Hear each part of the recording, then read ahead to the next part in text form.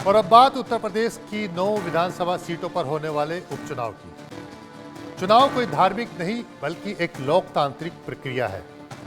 बावजूद इसके कुछ राजनीतिक दल इसे धार्मिक रंग देने की कोशिश देने से बाज नहीं आते। ये दल वोटरों का चेहरा छिपाकर वोट डालने की पैरवी कर रहे हैं। सवाल यह है कि चेहरा छिपाकर वोट कैसे डाला जा सकता है और चेहरा दिखाने में आखिर दिक्कत क्या है।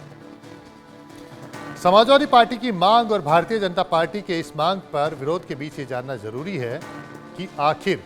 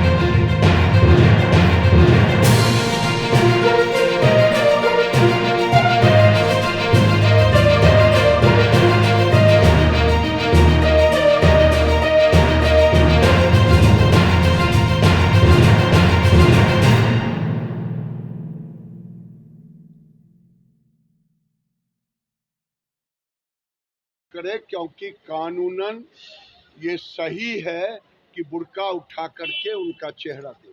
समाजवादी पार्टी अपनी संभावित हार को देखते हुए पेशबंदी पे उतर आई है। समाजवादी पार्टी ये जान रही है कि इस उपचुनाव में चुनाव जीतना उसके लिए मुश्किल है, इसलिए ठीकरा कैसे फोड़ा जा सके, कारण कैसे गिनाए जा सके, इसके लिए वो पहले से प्रयास कर रही है। बुर्के में किसी का वोट कराना यह निश्चित तौर पर गैर कानूनी है। मतदाता पहचान पत्र से पहचान होना आवश्यक है, अपरिहार्य है। ये निर्वाचन की पवित्रता के लिए, पारदर्शिता के लिए भी आवश्यक है। लेकिन समाजवादी पार्टी जानबूझ करके पोलिंग पार्टीज पर कैसे दबाव बनाया जा सके, कैसे निर्वाचन से जुड़े हुए कर्मियों पर एक अनावश्यक दबाव बनाया जा सके, उसके लिए डिमांड कर रही है।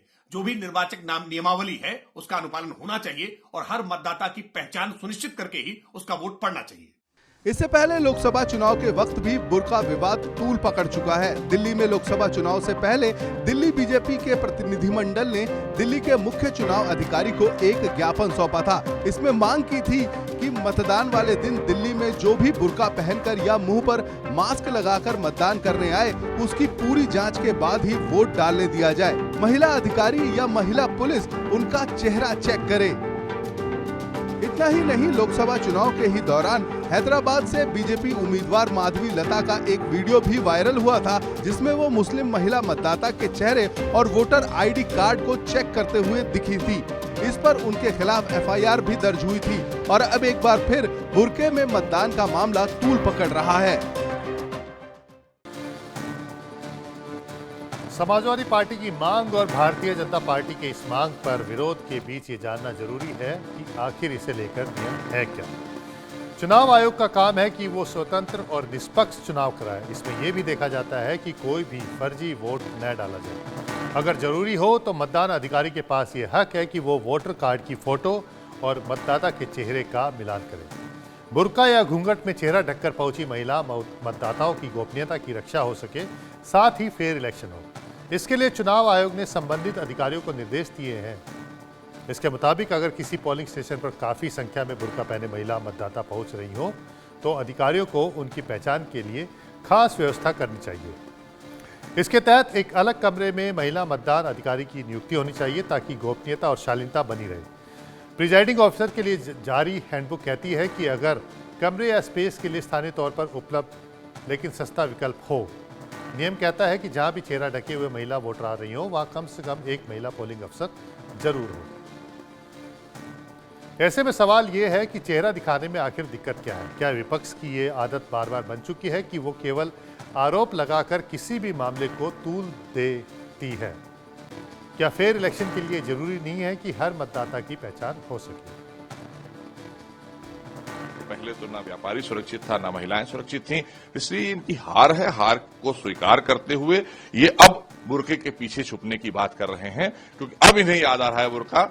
जब हम ट्रिपल तलाक के खिलाफ कानून ला रहे थे, आदरणीय मोदी सरकार में हम लोग आदरणीय मोदी जी लाए हैं, तब ये विरोध कर रहे थे। इन्हीं बहनों के पैरों में ट्रिपल तलाक की बेड़ी चाहते थे पड़ी रहे, तब ये कट्टरपंथियों के साथ खड़े थे।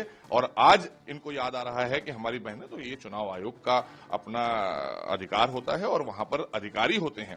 अगर महिलाएं जाती हैं तो महिलाओं को जांचने के लिए, परखने के लिए, क्या हमारा देश संस्कारी देश है?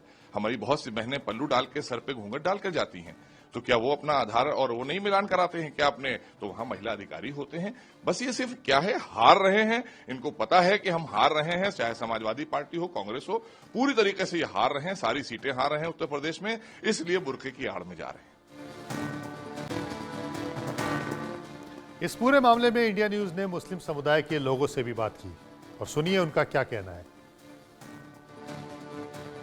हाँ करें वो, लेकिन लेडीज़ हों, जेंट्स करें तो इसके लिए सही नहीं होता है। हमारा जो पर्दा है उसमें मोहम्मडन जो है वो, या लेडीज़ है वो आके चेक कर सकती हैं, लेकिन कोई जेंट्स करे तो ये बेहतर नहीं। कि महिला चेक करे, वो पूरा बुर्का उतार के चेक करें, कोई मसला नहीं है, मगर पुरुष ना करें। कुछ भी हो सकता है, क्योंकि ये इलेक्शन के दौर में सियासत है, इसमें कोई कुछ भी कर सकता है। तो ये पॉसिबल हो सकता है कि हो सकता है भाई खरीद के और किसी और कास्ट के लोगों से वो दिलवा दें।